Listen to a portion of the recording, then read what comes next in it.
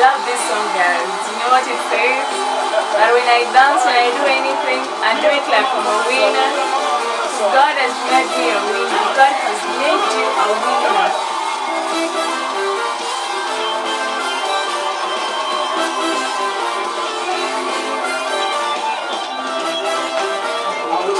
You, Lord, for your grace on my life. You have blessed me, oh Father, now I dance like a winner. I will praise you, Lord, for your grace on my life. You have blessed me, oh Father, now I dance like a winner. Oh yes. For your grace on my life. You have blessed me, oh Father, now I dance like a winner. I will praise you, Lord, for your grace on my life. You have blessed me, oh Father, now I dance. When you see me dance, I dance like a winner man. When you see me dance, I dance like a winner man. Ha, guys, I really love this song. It says that when you see me dance, I dance like a winner, man. So, welcome to today's The Kenya Vicknell Show. And we are continuing with the series on the top killer diseases in Africa, the graves we were never meant to dig. Last week, I did an introduction of the top 5 killer communicable diseases in Africa. And so, from this episode onwards, we shall be dealing with each of the diseases in a detailed manner. Today, what am I going to start with? I'm going to start with pneumonia. So what is pneumonia? I had said already that pneumonia is a disease that affects the lung. It affects the substance of the lung, what we commonly refer to as the parenchyma in medical terms. When we were young, I don't know what your parents used to tell you, that some of us, we used to be warned not to go swimming, not to do 1, 2, 3 things, because apparently they will make you get pneumonia. But today, I want to give you credible information. So what causes pneumonia? Pneumonia is caused by organisms, which could either be bacterial, viral, or fungal. And a common bacteria that causes pneumonia, this is really important, especially if you are a medical person and you're listening to this, is Streptococcus pneumonia, which results mostly to the community-acquired pneumonia. Now, how do these bacteria, virus, or fungi get into our bodies to cause this disease called pneumonia? What happens is that we inhale air that is infected by the bacteria, and when it gets into the lungs, it starts manifesting as pneumonia. So an important thing to know is that what are some of the things that can make someone develop pneumonia? What are some of the predisposing factors? What do you need to know that if I have this or if I do this, there's a high probability that I will get pneumonia and I need to work on it?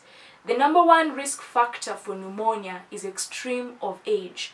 The very young children and the very old people are more likely to get pneumonia, majorly because for the very young people, the immune system enables your body to fight off infections. The immune system is not fully developed, it's still developing.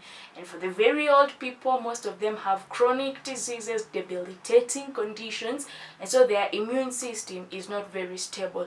So that is the first thing that you should put in mind. Number 2 thing that can expose you to pneumonia, especially for children, is lack of vaccination. WHO gives a list of various vaccinations that can be given especially to our children to help them. Here in Kenya, some of the vaccinations that are given on pneumonia is a vaccine that we call the pneumococcal conjugate vaccine. And it is given at the 6th week, the 10th week, and at the 14th week. My plea to all of you is, regardless of the country where you are, please, please, please make sure your child has been vaccinated accordingly.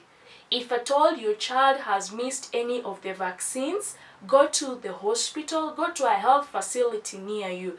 They will know what to do. There's something we call catch-up vaccination for children that had missed vaccination. The number 3 thing that is a risk factor for pneumonia is poor nutrition. Remember that nutrition is important to build our immune system. And anytime your immune system is not strong, it means any organism, any foreign organism in your body can easily cause disease. So what kind of food do you eat on a daily basis? Do you just eat food and for as long as it does not have fat, you're comfortable, since you have had the talk that fatty foods, obesity, heart diseases, high blood pressure, and so your focus is on fatty foods? That should not be your only focus. You need to eat a balanced diet every single day for you, for your child. Please ensure that you eat a balanced diet. A 4th risk factor for pneumonia are 2 things: cigarette smoking and alcohol intoxication. What alcohol does is that we have cells in the body that are empowered to deal with these organisms that cause pneumonia, and in medical terms we call them macrophages. So when you take a lot of alcohol, it interferes with the function of these macrophages, and that impairs the ability of your body to fight off diseases. So alcohol is a risky thing. If you can avoid it, avoid it. If you have to drink it, then limit yourself. Cigarette smoking. In this series of talks, you'll realize that cigarette is a risk factor for almost every disease that we hear about. And that is really sad, because what cigarette does is that in your respiratory system, in medical terms, you have something called the mucociliary apparatus. What basically these things does is that to protect the air that gets into your lungs, they act like a sieve to propel anything bad that could get into your lungs. They prevent that. And so cigarette interferes with their function, and that can easily increase your chances of getting pneumonia. And the final thing that can increase your risk of getting pneumonia are debilitating conditions such as chronic diseases, diseases like diabetes. A disease like sickle cell anemia is a high risk factor for pneumonia. Or yeah, let me leave it at that for now. So those are some of the risk factors for it. Now that we know the risk factors, I believe we are in a position to prevent those that are preventable. For instance, indoor air pollution is a contributory factor. So what should you do? I know that some of us, it's hard for us to say that every person will have their own room, but try as much as possible to have enough ventilations. Try as much as possible to use clean sources of energy if you can afford them. Especially if you're in a home where you live with young children. Things like stove, they really affect the lungs of your children because of the smoke that is emitted. So if you can afford, that would really help. Nutrition, vaccination, and if you're sick with any chronic condition, it is important that you do a regular medical checkup. So, how does pneumonia present? What are some of the things that you will see in yourself or in someone near you that will make you tell him, bro, sis, you cannot just sit like that. This is dangerous. You need to go to hospital.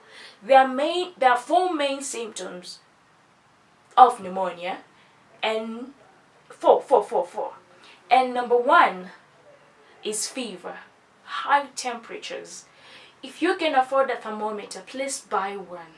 They don't cost more than 5,000 Kenya shillings. I don't know about other countries, but if you can do that, please do it. So number 1 symptom is fever. The number 2 symptom is cough, and in many times It is a productive cough. It means as you cough, there's some sputum that comes out. The number 3 symptom is difficulty in breathing. You feel like, I just can't breathe. There seems to be a problem. Or your daughter tells you, Mommy, I cannot breathe. Daddy, I cannot breathe. Or it is your colleague. And the number 4 symptom is chest pain. Remember, these 4 things don't have to be there for it to be pneumonia. But if you are presenting with any of these 4 things, please don't just sit at home and take paracetamol or Panadol and relax. Because when you have fever, what is basically happening is that your body is trying to defend itself against the organism. And that is where you have fever. And if, for instance, you have pneumonia and you have the fever and you take Panadol, it will suppress the fever, but it will not deal with the condition. And what you should know is that pneumonia has very serious complications. Complication number 1 of pneumonia is that it can cause what we call a lung abscess, where you have a collection of pus. And what a lung abscess does is that it actually destroys your lung tissue. And once your lung tissue is destroyed, then it is not a good thing. So that is the first complication of pneumonia.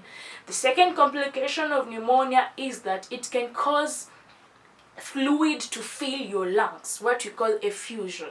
So fluid fills your lung cannot act properly. And remember, the lungs do what you call gaseous exchange.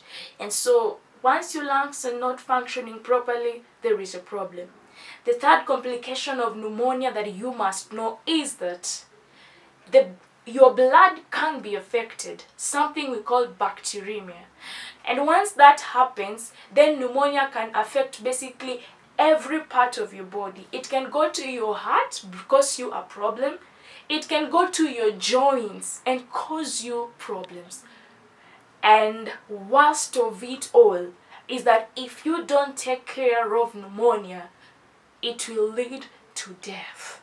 And as we said last time, respiratory diseases of the lung, in a span of 1 year cost more than 900,000 lives. That does not have to be our story. So in case of any of those things which I have mentioned, if you have any of the existing risk factors or any of the symptoms, please stop this habit of diagnosing yourself, going and buying some drugs you've just heard about, taking the drugs, no improvement, and then 1 or 2 weeks down the line, you run to the hospital. Doctor, I was sick for the past 1 month. What were you doing? I was taking some drugs. Please. There is a reason why we have nurses, why we have doctors, why we have medical laboratory people. Do not diagnose yourself at home. Go to a health facility and be helped. When you go to a health facility, various tests can be done on you. They can take your blood samples, they can take the sputum that you have, they can do a chest x-ray, and you will be given medication that will work. So that is it for pneumonia. If you have any questions on the same, please ask me. And remember to click on the subscription button. Remember to enable notification, because definitely this is not information that I want you to miss. Thank you and welcome again. I love you guys. I cherish you. I honor you, and may the good Lord bless you. Thank you.